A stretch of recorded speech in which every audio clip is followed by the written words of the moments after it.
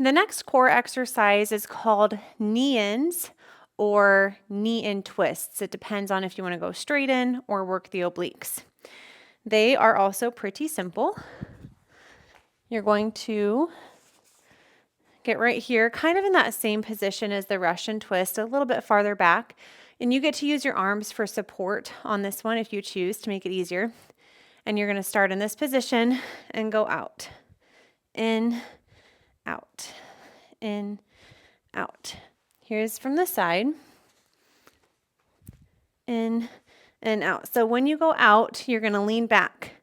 And as your core gets stronger, you might not need your arms anymore. So you might want to hold them here like this.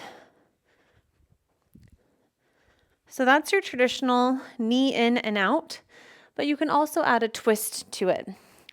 So when you're doing a twist, you're going to pull your knees up to the opposite shoulder, and it'll work your obliques a little bit more.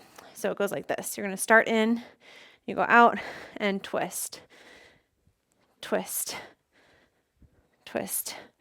So you're kind of rotating from the hips there, and you'll feel it right in that oblique.